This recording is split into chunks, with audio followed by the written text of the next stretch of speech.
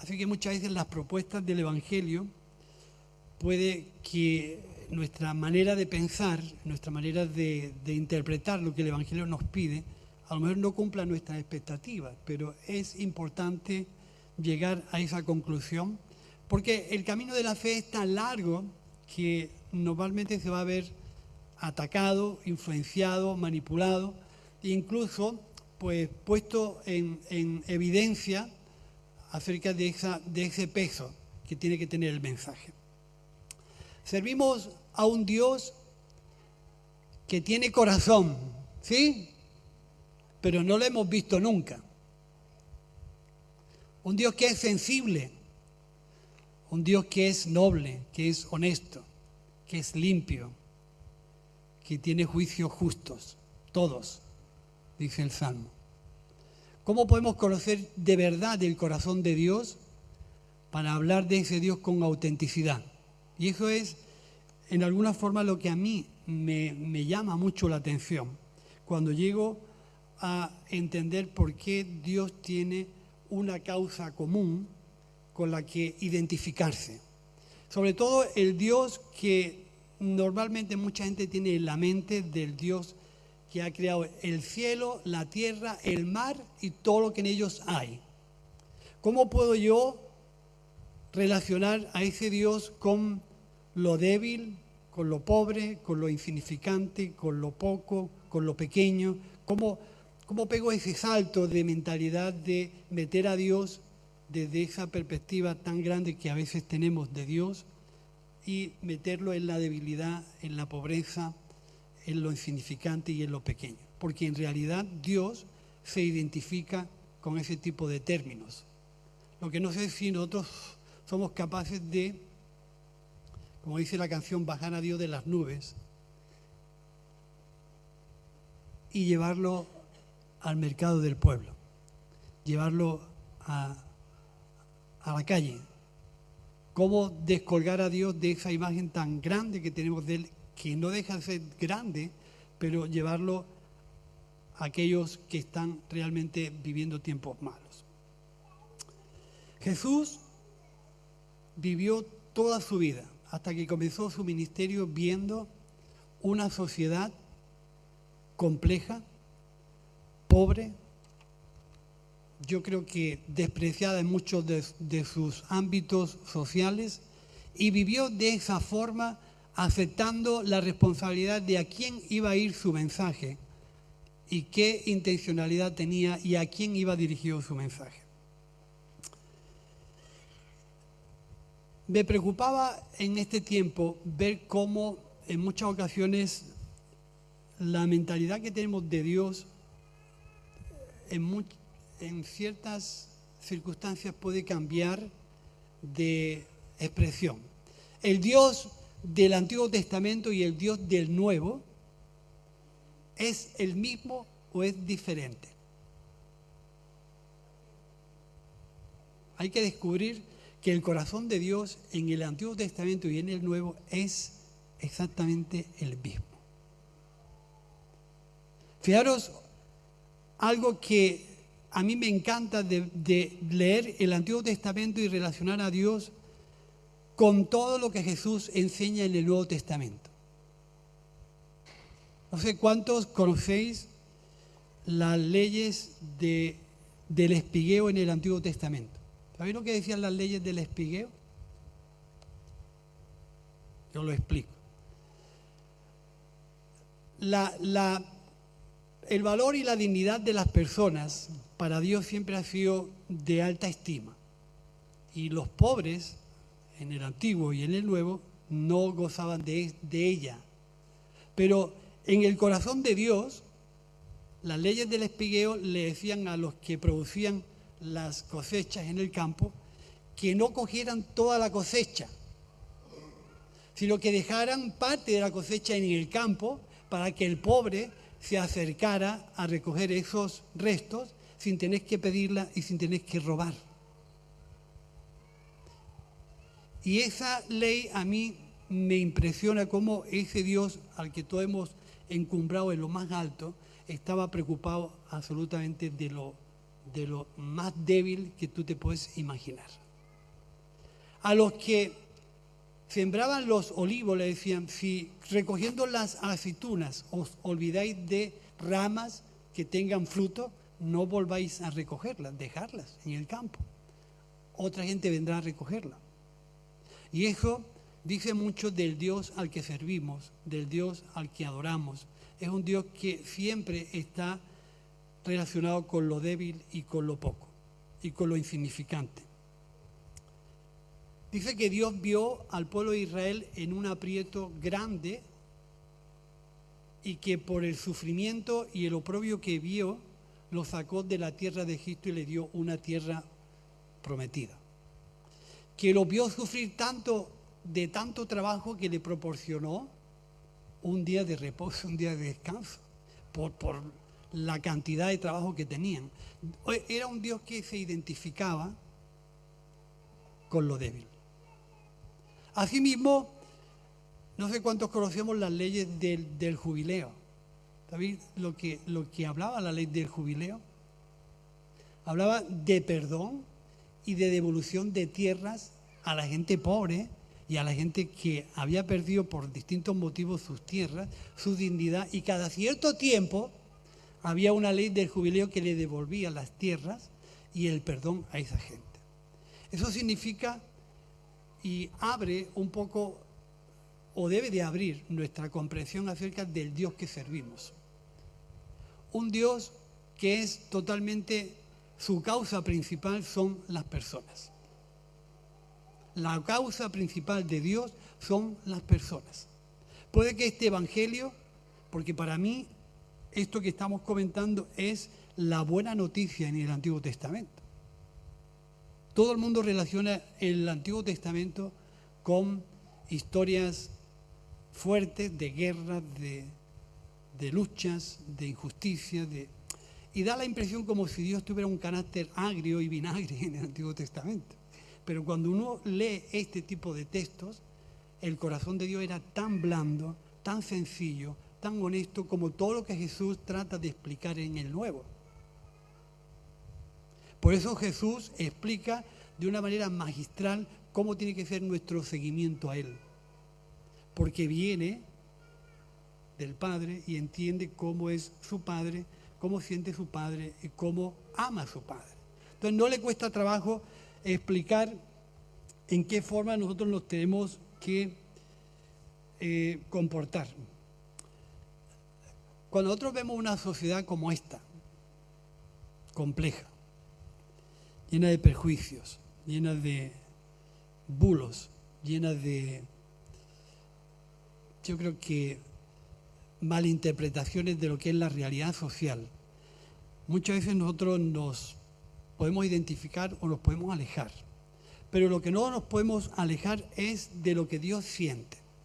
Y ahí es donde yo me gustaría hacer hincapié esta mañana, para que el mensaje del Evangelio no se pierda, ni pierda autenticidad ni valor en el tiempo. Puede que en otro nos sea atractivo entender o conocer otro tipo de historias, pero yo creo, y no quisiera pasarme, yo creo que la gran necesidad de nuestra fe en estos tiempos es centrarnos de una manera muy segura y firme en lo que Dios siente y en lo que Dios piensa. Que seguramente a lo mejor difiere de lo que tú sientes y de lo que tú piensas. Por eso en esta mañana a mí me gustaría leerte algunos pasajes que nos ayuden a poder tomar cierta responsabilidad y cierta protección del mensaje. El mensaje se puede deteriorar en el tiempo y poder terminar en creer en otro tipo de cosas. Pero os recuerdo, Jesús solamente hace y dice lo que ve de hacer al Padre. Por eso el mensaje del Evangelio no puede perder autenticidad ni verdad. Y aunque parezca repetitivo, aunque a nosotros nos suene a conocido, a leído, a escuchado, yo quiero hacer hincapié en esto. Nuestra fe depende de centrarnos de manera exclusiva en lo que Dios siente, en lo que Dios desea y en lo que Dios piensa. Puede que nosotros tengamos atracción por otro tipo de temas. Pero Dios está continuamente centrado en este tipo de historia. A mí me preocupa lo que Dios quiere hacer conmigo. ¿En qué Dios me quiere convertir? Seguramente Dios no quiere que nos convirtamos en oyentes que continuamente oyen y oyen y oyen y no avanzan. La idea de Dios es convertirnos en herramientas, en utensilios que glorifiquen y hagan avanzar el reino de Dios. Tú dices, pero quiero leerte este pasaje que está en el libro de Isaías, que es uno paralelo a lo que dice el Evangelio de Lucas capítulo 4. Dice Isaías 61, un pasaje conocido. El Espíritu del Señor está sobre mí, porque me ha ungido el Señor y me ha enviado a predicar buenas nuevas. Fíjate qué cantidad de actitudes, conductas, situaciones de personas aparecen aquí. Buenas nuevas a los abatidos, a vendar a los quebrantados de corazón, a publicar libertad a los cautivos, presos a los presos, apertura de la cárcel, a proclamar el año de la buena voluntad del Señor, a consolar a todos los enlutados, a ordenar que a los afligidos de Sión se les dé gloria en lugar de ceniza, óleo de gozo en lugar de luto, manto de alegría en lugar de espíritu angustiado. Serán llamados árboles de justicia, plantío del Señor para gloria suya. Reedificarán las ruinas antiguas y levantarán los asolamientos primeros. Restaurarán las ciudades arruinadas y los escombros de muchas generaciones. Este pasaje es pura gracia de Dios y pura comprensión de hacia dónde nosotros tenemos que alinearnos con el Evangelio.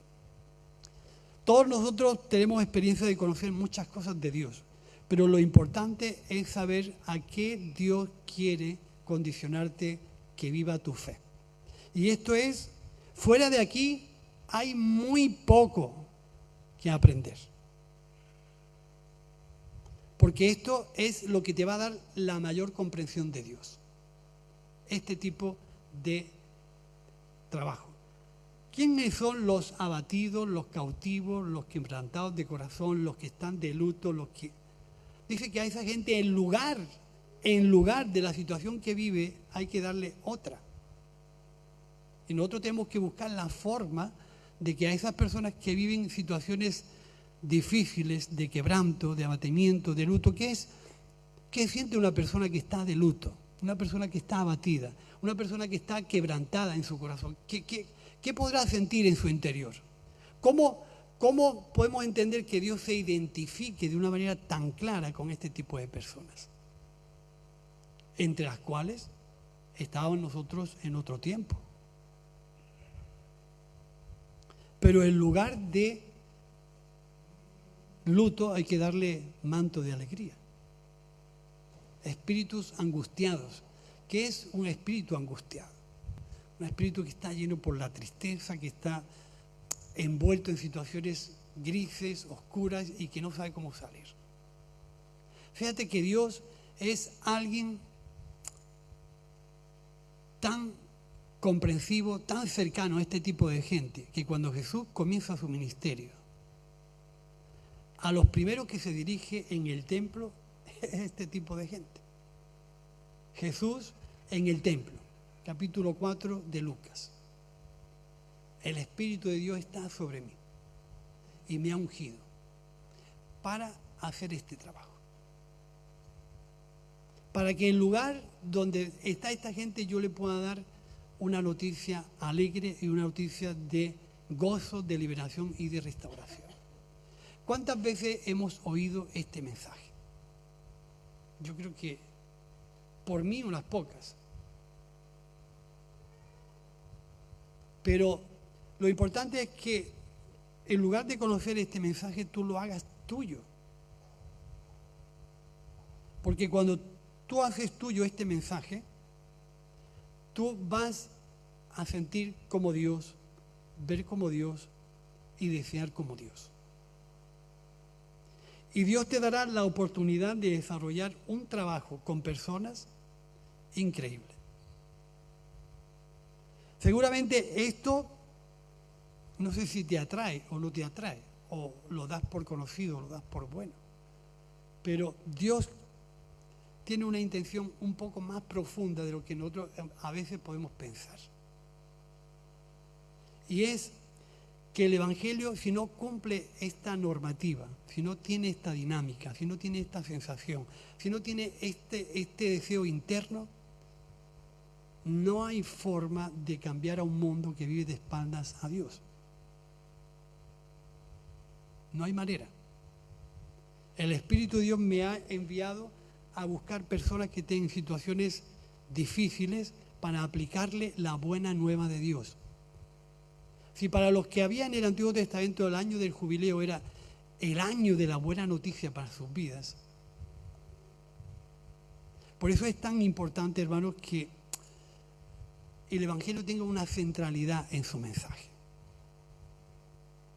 El Evangelio tenga una autenticidad en lo que queremos comunicar, en lo que queremos proclamar, en lo que queremos decir. El Evangelio tiene que ir envuelto de este mensaje, de un mensaje de verdadera restauración y comunión y reconciliación con Dios. Y si esto exige una consagración de tu vida, una mayor entrega de tu búsqueda de Dios, es lo que debemos de hacer. Esto no es un trabajo para sentirlo hoy y olvidarnos mañana. Es un trabajo con personas que viven situaciones extremas, que viven situaciones muy complejas. Y tú puedas pensar, pero es que Dios me ha enviado a predicar el Evangelio y no a hacer un trabajo social.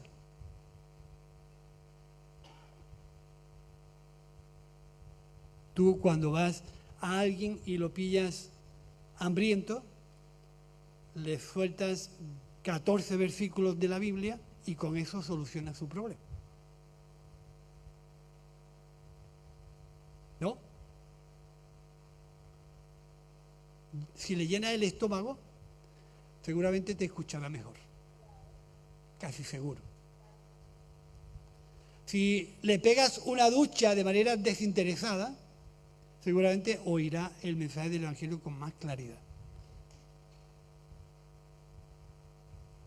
¿Me entendéis? Para todo esto tú dices, ¿cómo puedo yo identificarme con este mensaje y implicarme en lo que Dios quiere que yo haga? Mirad, hay un pasaje que el otro día leyéndolo, yo lloré. Yo lloré porque digo, yo quiero tener ese título en mi vida. Pero los títulos se dan después de el trabajo, después del esfuerzo, después de el sacrificio, después de la entrega, después de hacer una tarea. Fijaros, dice el capítulo 58 del libro de Isaías. Entonces, cuando nosotros hacemos nuestro este mensaje del templo en el que Jesús da este discurso, cuando nosotros nos dedicamos a este trabajo, a hacer esto, dice, entonces nacerá tu luz y el alba. Tu salvación te dejará ver pronto e irá tu justicia delante de ti. Y la gloria del Señor será tu retaguardia. Fíjate lo que dice. Entonces invocarás y Dios te oirá. Clamarás y te dirá, heme aquí.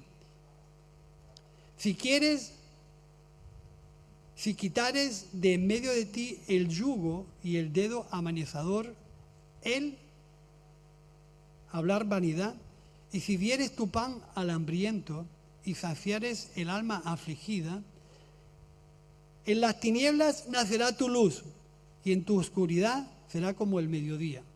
El Señor pastoreará siempre y en la sequía te saciará tu alma y dará vigor a tus huesos. Y será como un huerto de riego y como un manantial de agua cuyas aguas nunca faltan. Y los tuyos edificarán ruinas antiguas y los cimientos de generación en generación levantarás. Y cuando hagas esto, dice el texto, serás llamado reparador de portillos, restaurador de viviendas en ruinas. Este texto a mí me hizo llorar. Cuando cumplimos esa tarea, el Señor te dará el título de reparador de portillos, de grietas. ¿Sabes lo que es un portillo? Es como algo que se rompe y se produce una grieta, una rotura. Restaurador de viviendas en ruinas o de vidas arruinadas. Yo quiero este título para mí. A lo mejor tú anhelas o deseas otro tipo de título. Yo quiero este para mí. Cuando yo lo entendí, digo, yo quiero este título para mí. Quiero que el Señor me proclame restaurador de viviendas en ruinas. ¿Sabéis lo que es una vivienda en ruina? Cuando el ayuntamiento la declara en ruina, es que no se puede vivir dentro.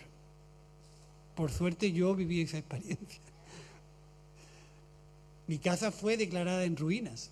Tenía grietas por todos lados, apuntalábamos el cuarto de baño, el dormitorio, y desde mi dormitorio yo veía la calle. Nos tuvimos que salir huyendo porque no estaba bien. Llena de, en ocasiones, en una ocasión, un muro del vecino se metió en mi casa y nos llenó el salón de escombros.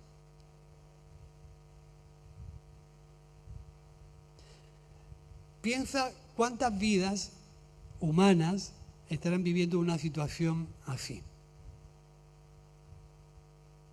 De escombros acumulados de años y de años y de años, con grietas y rajas en sus vidas, y no hay nadie que vaya a restaurar este tipo de personas. Cuando nosotros entendemos por qué Dios desde el Antiguo Testamento hasta el Nuevo está continuamente con la misma canción, no es que el pastor o los que estamos aquí nos repitamos, es que el Evangelio es repetitivo desde principio a fin y es siempre lo mismo.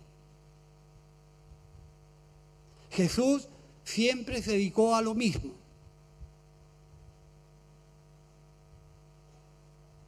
Y sus seguidores tienen que ser gente muy parecida.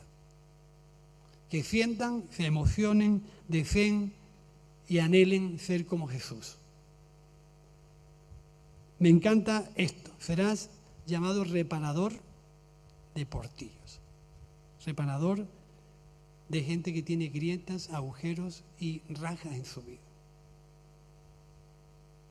De gente que ha vivido situaciones difíciles, bastante complicadas y que tienen ahí ese tipo de historias en su vida. Hermano, somos llamados a tratar con personas con esa problemática. Nuestro Evangelio va a recobrar riqueza, fuerza, firmeza, autenticidad, honestidad cuando le prestemos atención a ese tipo de historias que representan personas. Y entonces es cuando estaremos de verdad representando a Dios. Entonces es cuando realmente nosotros estaremos dignificando y honrando a Dios con nuestras vidas. Cuando nuestros ministerios estén dedicados a levantar vidas arruinadas. serás llamado restaurador de viviendas en ruinas, de gente que tiene escombros en su vida, de gente que tiene dolor en su alma. ¿Quiénes son los quebrantados de corazón? ¿Qué es lo que produce el quebranto en las personas? La gente, hemos dicho muchas veces, la gente silencia su dolor y su circunstancia a través de algo que es imaginario, como es en nuestro tiempo las redes sociales. La gente se tapa, la gente se cubre. Pero eso no quiere decir que ese tipo de personas no estén alrededor nuestra. Y nosotros somos gente que tiene que discernir, descubrir quiénes son esa gente y dónde están. ¿Sabéis por qué? Porque hay que salir a buscarlos. El Hijo del Hombre salió a buscar lo que estaba perdido. Hay mucha gente que no se va a dejar encontrar, está bien, pero al que se ponga en el camino y te diga, aquí estoy yo, el Señor te va a encargar un trabajo, porque tuve hambre y me diste de comer, y estuve desnudo y me vestiste, y estuve en la cárcel y me visitaste. ¿Y cuándo fue eso? Porque yo no te vi nunca. Pues cuando alguno de estos se lo hicisteis, a mí me lo hiciste. Así que no tenemos excusa de Señor, yo no te vi. Sí, me viste. Entonces, ese es el valor del prójimo que tenemos enfrente. ¿Este evangelio es atractivo? No. No es atractivo, porque implica trabajo, sacrificio, compromiso, responsabilidad, recursos, porque claro, esto es muy bonito exponerlo, pero los recursos para llevar a cabo y sostener a un montón de personas que están viviendo tiempos malos, ¿de dónde los sacamos? ¿Pensaste tú eso?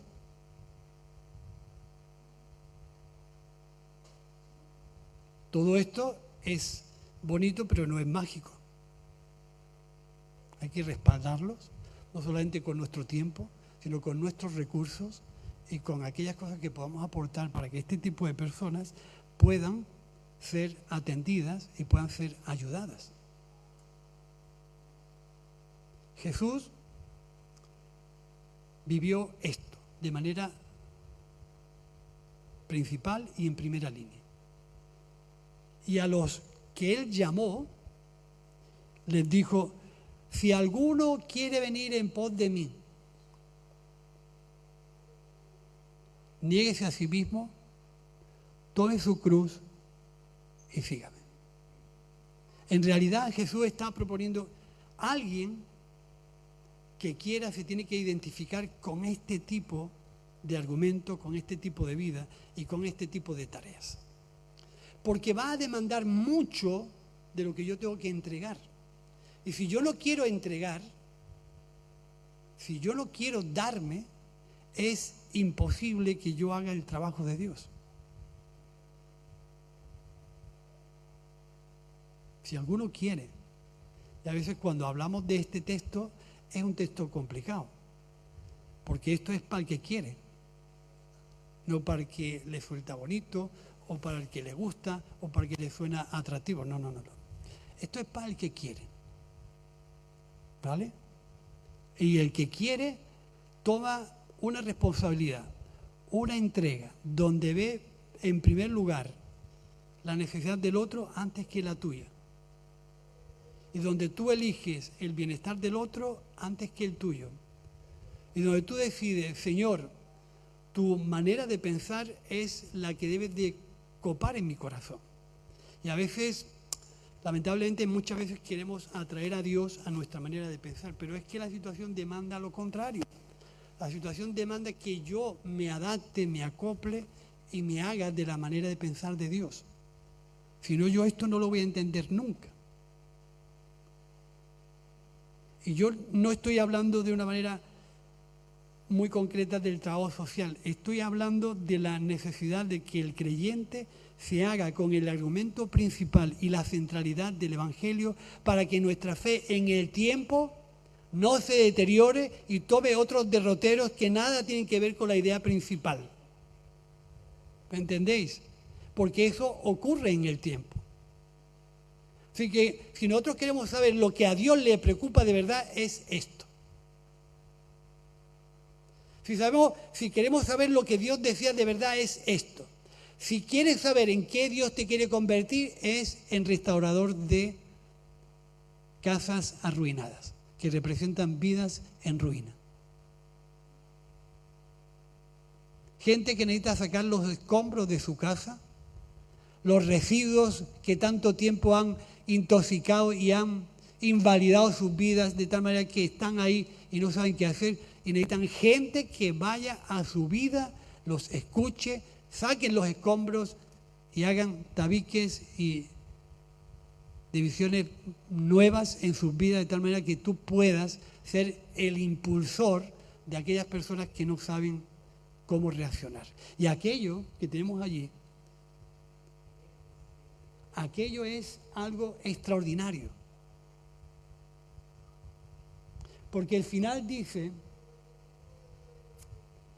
que realmente nosotros vamos a desarrollar un trabajo integral para las personas que están con vidas arruinadas. Yo quiero convertirme en un restaurador. Quiero convertirme en alguien que repara daños. Si me centro en esto, sé que no me voy a perder. A lo mejor desconozco otras motivaciones espirituales, otras historias que otra gente tiene apetencias por eso. Pero si yo me centro en esto, sé que no me voy a perder, que voy a estar en el mismo centro del corazón de Dios. Y aunque sea repetitivo en 50 o 60 años, es lo que Dios va a demandar de mí el día que yo me presente delante de Dios. Todos olvidamos ese día, pero algún día todos nosotros estaremos delante de la presencia de Dios. Y en muchas ocasiones hemos dicho que a veces nos preocupamos y nos cargamos por cosas en nuestra vida que Dios nunca te va a pedir, pero nosotros ahí andamos. Pero hemos dicho en ocasiones que esta pregunta, de Mateo 25, 31 al 46, esta pregunta cae en el examen. No sé tus preocupaciones, pero esta seguro que sí.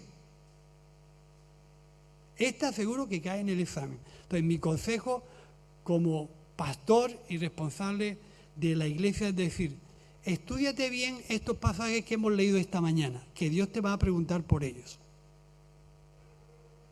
A mí, sí, a ti, porque de esto los tenemos que examinar. Tuve hambre y me diste de comer, tuve hambre y no me diste de comer. Esa cae en el examen, seguro. Ahora, si tú tienes otras preocupaciones y otras historias en tu cabeza, pues asegúrate que Dios te va a preguntar acerca de eso. Porque si no es algo inútil que te tires toda la vida preocupado para algo que Dios no te va a preguntar. ¿Sí? Yo siempre he puesto el ejemplo del mismo y de eso me he repetido 20 veces, pero perdonarme. Pero yo cuando iba a estudiar los autores de la generación del 27 y del 98, te decía el maestro, estúdiate a Pío Baroja, que de eso voy a preguntarte. Pues yo me olvidaba de los otros autores, ¿para qué me iba a tragar 5 autores enteros y nada más que me iba a preguntar de Pío Baroja? Pues me estudiaba Pío Baroja o Machado, pero si el resto no me iba a preguntar, ¿para qué me lo voy a estudiar? Fíjate lo importante de decir, ¿en qué siente y piensa y está centrado Dios? En esto. Esto cae en el examen. Estúdiate esto. Practica esto. Que esta sea tu tarea, que esta sea tu trabajo. Porque cuando Dios te pregunte, Señor, ¿yo dónde te vi y te di de comer? ¿Tú te acuerdas aquel joven que te encontraste en el camino de Mercadona, tal, y lo atendiste? Pues estaba yo. Ese era yo. Pero yo nunca relacioné eso contigo. Pues ese era yo. Por eso, lo importante de conocer al Dios que servimos es entender cómo siente, piensa y desea Dios. Porque si descubrimos eso y descubrimos dónde está realmente el peso y la preocupación de Dios, nuestra fe se va a desarrollar con una hermosura, con un crecimiento increíble. Ayer en la prisión, con esto termino, musulmanes cantando la canción de Antonio Flores. Un musulmán le dimos la letra de Antonio Flores. ¿Sabéis cuál es, no? Si yo pudiera. Esa que canta para chururu, churu, para chururu. Prometo, decía el texto, prometo escarmentar de la experiencia. Si yo pudiera arreglar las vidas que quité, si pudiera quitar las palabras que usé mal en contra de la gente, si yo pudiera eso, prometo escarmentar y ese musulmán la estaba cantando. Y le dimos otra que cantaron Elías y Marina en el ayuntamiento, Volver a empezar. Le dimos la letra de esa canción. Y le dimos la letra de Rocío Judaro.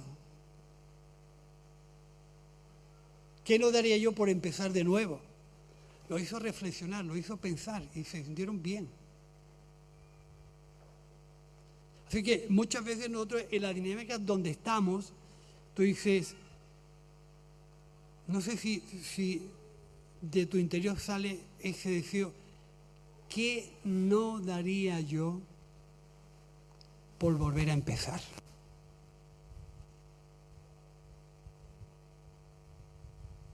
¿Qué no daré yo por volver a empezar? Y yo te dejo este mensaje, esta exhortación para que tú puedas meditar en esto. Tú dices, conocía todos los textos que has leído. Está bien. Pero no es mi preocupación que conozcas estos textos, sino que los hagas tuyos y los vivas. Los metas dentro de tu interior. Y cuando empieces a comprender esto, Dios te hará reparador de vidas arruinadas. ¿Sabes? Es una experiencia mía, no tiene que ser la tuya, ¿eh? Es mía. ¿Sabéis? A veces donde Dios a mí más me habló, en el interior de una alcantarilla. Suena mal, pero así. Haciendo mezcla, levantando tabiques. Tú dices, esto, Dios, bueno, a mí, yo digo, no que sea tu experiencia. En la plaza con los 4 o 5 indigentes que se juntan por allí. Cuando yo estoy alrededor de esa gente, yo me siento genial. Y Dios me habla de cómo y de qué forma yo tengo que entregar y emplear mi tiempo. Y ese es el Evangelio de Dios, que se puede completar con otro montón de cosas que tú puedes llegar a comprender. Pero yo no me gustaría dejarte un mensaje equívoco esta mañana, sino decirte, si comienzas de aquí y haces tuyo este mensaje, lo que tú lo comprendes de Dios se revelará y Dios te lo hará comprender. Seguro. Pero empieza de aquí. Así que oramos y damos gracias a Dios.